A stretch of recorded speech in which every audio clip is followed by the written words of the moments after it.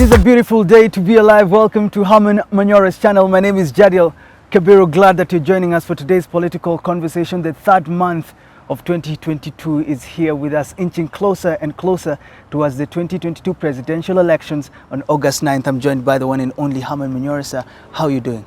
Good. Just good. Good. A lot is happening within the political arena. And my age is good. Good. I'm saying a lot is happening within the political arena. I wonder if that's what is making you feel good today. Yeah. You're correct. Okay, let's talk about what is happening within the Azimio side, the Azimio coalition. So much has happened in their favor, but still there's so much that seems to be pulling them a little bit behind. But let's start with what is probably shaping their politics this year that will probably favor them as the year progresses. Jubilee joining Azimio. President says, my blood is now Jubilee and my blood is Azimio. What impact will the Jubilee party bring towards Azimio's side this year? It creates a machine, an infrastructure that, in my view, is insurmountable. Yeah. Because now when you have Raila and Uhuru formally together, I'm not seeing the person in this country. And as I speak, so I know there is William Ruto. I'm not seeing anybody who can match that war machine. Uhuru Muigai Kenyatta And together Raila with Raila Odinga. Ruto cannot. Is this game over now, or is the Over. race just beginning? Because when you look It's at what over. is happening right now, it seems like the race is now freshly beginning. The race is over. We are only waiting for 9th of August. Why would you say that Ruto is currently abroad, probably looking for support, coming back with some good goodies for his team? These guys have been there. These guys, Raila and Uhuru, America ni kwao, Europe ni kwao. So you can see even at that level you can see. You can see at the level of international connections, international networking, international friends, working with foreign governments. You can see at that level he's lagging behind. So would you say right now that the Azimio... It's good for Ruto, he's now starting the game. By 2027, 2032, he'll be ready for it. Not now. You can even see. Is that how you can Like dismiss boys are him? wamepanda ndege kwenda America. Yeah. When men go, you can see the difference. What Yeah, difference even is if there? Uhuru was on a private visit, the kind of people he meets, private, or Raila Odinga. My friend, these are institutions, and this is the truth. Let me ask you now, because when you look at Azimio, you say that the race is over for William Ruto. Would you say when you look at Azimio right now, One Kenya is pulling them behind? Because at the end of last year, we knew that Raila Odinga is going to run for the presidency. You said that once Musalia got to UDA, the confusion rocked in. Would you say now Azimio confusion is rocking in? How? Because of Oka? Because of Oka. No. It's a difficult situation. It's very easy to understand Oka. Oka is headed to Azimio. But they also intelligently realize if you just walk into Azimio, the whole thing could boomerang on both Kalonzo and Azimio. If Kalonzo just stood up and said we are joining Raila, he may lose Ukambani vote to Ruto. So they have to be very tactical and rather more strategic. So the tactics are born out of a higher strategy. But let me ask you this. We knew that Raila is going to be the presidential aspirant for Azimio la Umoja, but now Kalonzo is coming in. Negotiations are still happening. Kalonzo has made it. He even spoke on Sunday saying that he's going for the presidency. So when you look at it, doesn't this mean that Raila is now being pulled behind, that now he has to go to tables and start conversations with these principles? The same thing is in UDA. Even Wetangula still calls himself the fifth within Kwanza Alliance, Kenya Kwanza. They can still, Mudavadi can be flag bearer. How? Okay. Ruto is a flag bearer. It's not subject to discussion. Yeah, we'll talk about No, I'm saying, I'm just drawing a parallel. Yes. And I'm telling you the same. How can somebody come to Azimio and say they can be presidential candidate?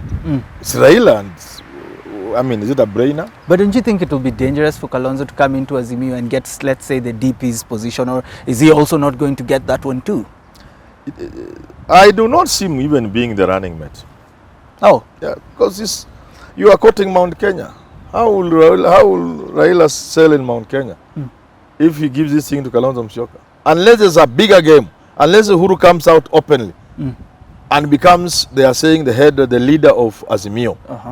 and they craft the coalition agreement of Azimio to say the leader of that coalition party called Azimio, the leader of Azimio is the one who will nominate prime minister once the constitution is changed. And further than that, we hear somebody standing like in Gatundu South, like Muhoho, or Uhuru himself says, look here, gentlemen, I still want to serve my people. Let me go to Gatundu and see if I can finish what... that's impossible. Which is impossible. Yes, And therefore, there is no better guarantee to the people of Mount Kenya than to give them the running mate. Other games will come later. So I do not see under what circumstances, really, Kalonzo can be made running. Then what is Kalonzo doing, according to you, if he goes to Azimio? Is he going there to just become a member, or let's just say... like Mdavadi in UDA? No, what is going to happen? Please, I know you don't have a good bank. You bank with some of these cheap banks. If you had the capacity to bank with a good bank like Citibank, you could take this to the bank. Okay. The Supreme Court is going to salvage BBI sooner than many people think. And that's when the politics of this election will begin. At that time, Kalonzo will be the prime minister. If the Supreme Court then salves the BBI, this shows that probably they are going against the ruling of others minor courts. Is this bad for the country? That's how it works. You win in the High Court, you lose in the Appeal Court. You lose in the Appeal Court, you go to the Supreme Court, you win. It happens like that all the time. Yeah, you can. The two courts have agreed so far. The third one could refuse to agree with them. It's normal. When they show malice, or it could agree with them. I can picture a situation where Ruto comes out, or the Kenya Kwanza saying that this is malice coming from the judiciary. How? They are. I mean, they can disagree with the judgment of the Supreme Court. The other side disagreed with the judgment of the High Court and of the Appeal Court. But that's how far it goes. It doesn't go beyond your disagreement. You could even say some few bad things. But where will it take you? But it has already happened. Okay, let's look. Speaking about Mount Kenya becoming, probably giving up the running mate for Azimio's side. You know, when you look at Azimio right now, it's more of showing that we can run this country without the two ethnic groups that have been in power for all that time. When you look at it, is this bad for Raila, showing that even though we are speaking about one Kenya, even though we are speaking about Azimio la Umoja, we still need this one ethnic group? That is catch-22 situation. We have argued against Kikuyu Kalenjin. Everybody has agreed. That's what stands in the way of William Ruto. Many people really think that is not healthy for this country. In the long run, it's not healthy. All Kenyans must feel they are part of this country. And anybody can become president. If from 63, you are getting the 50th president and just one community and then the other like that, it's not good for this country. And therefore it works against Ruto. It is even worse for him because by picking a running mate from Mount Kenya, shows you will now perpetuate that. It will be a situation in perpetuity that will be challenging, because after Ruto then the Kikuyu will take over. Yes. But for Raila it is still not so sweet because only him will have broken that thing. And that immediately after him will go back to factory settings.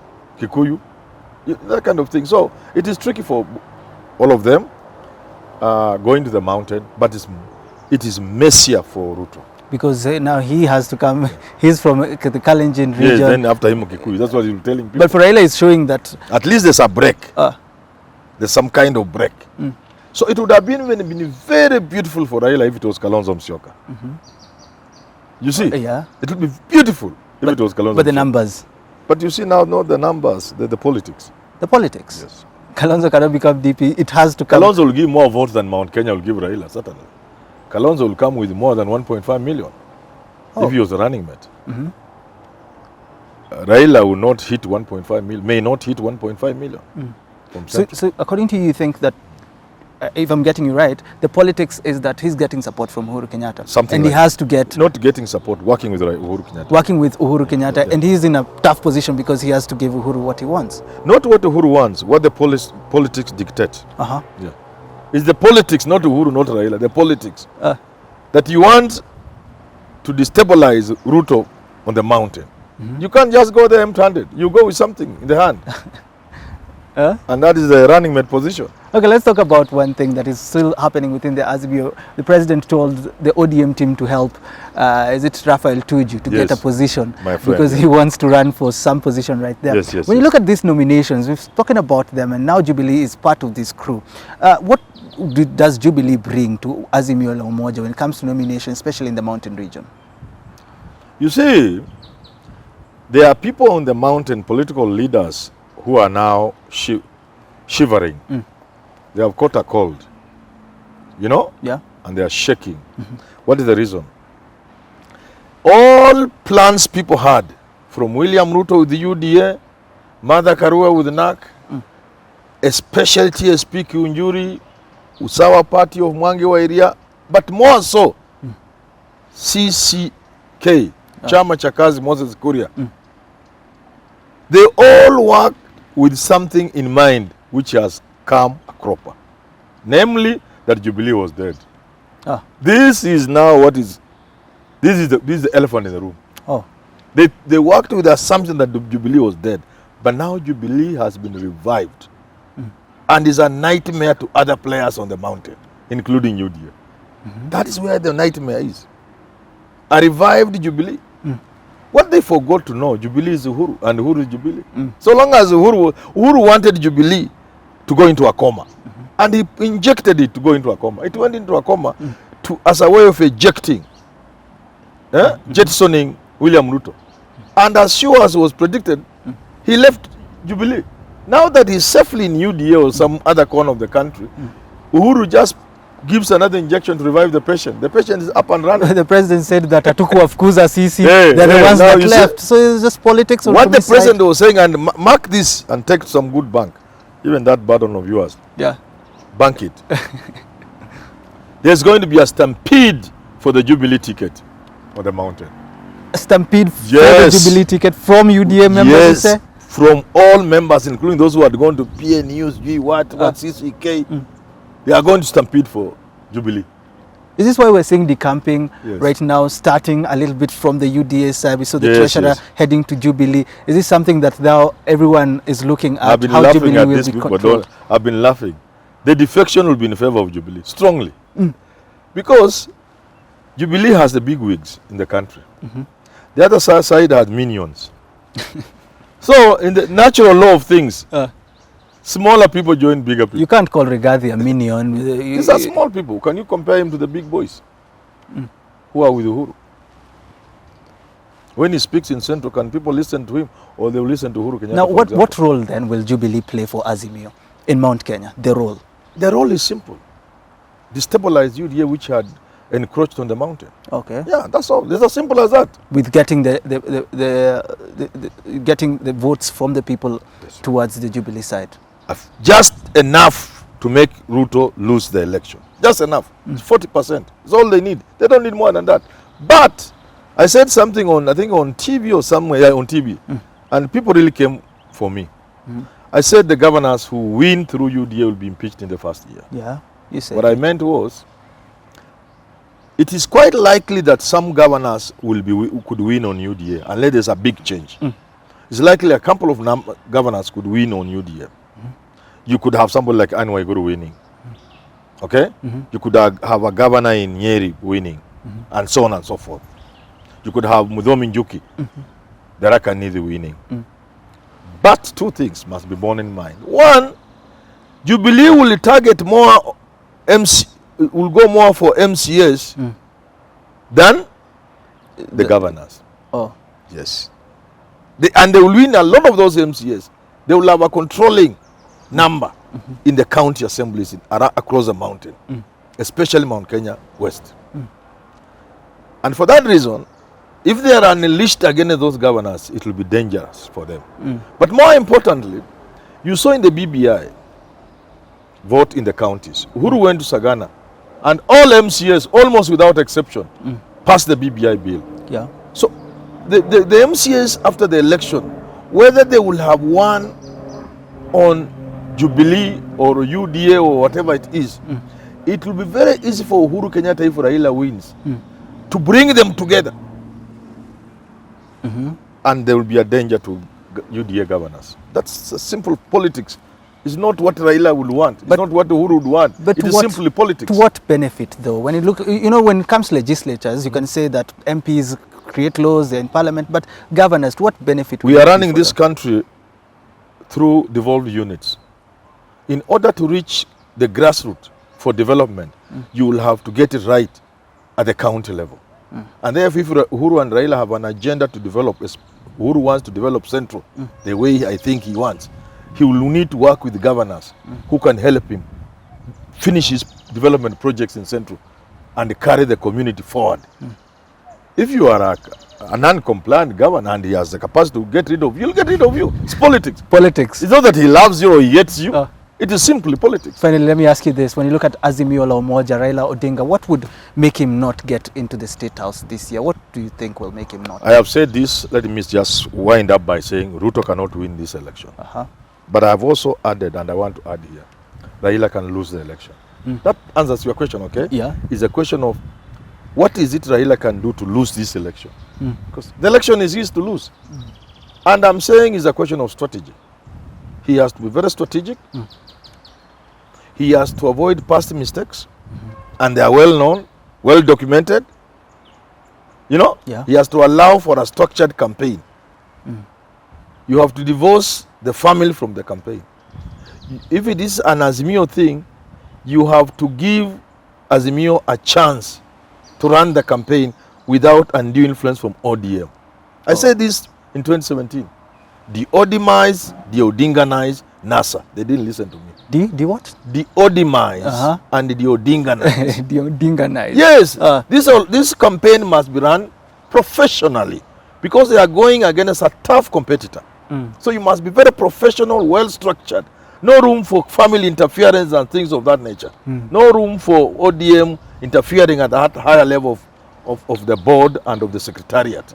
They will have a role. Each of these, whether it's family, ODM, friends, will have a role to play, but in a structured manner and not to take over the running. And finally, going against Ruto, who is very, very, very powerful in terms of communication, they must handle that department very well. Okay. Because of the narratives that Ruto keeps creating, you have to get a department that can come up with better narratives and counter and destroy Ruto's narrative. So it's a good, they need a powerful communication department or a committee. So you say Ruto is a dangerous man when it comes to communication? He's dangerous, that's a fact. If you deny that, you are a fool, and I'm not a fool. Okay, let's wind the conversation there. Thank you so much for tuning in into today's political conversation. It's always a pleasure to have you every single day. Remember, you can send in your videos on analysis between the two horses, Raila Odinga and William Samoei Ruto, through our email, hamamanyora22@gmail.com. The WhatsApp number is right down below. Until we do have these conversations again, have yourself a lovely rest of your day.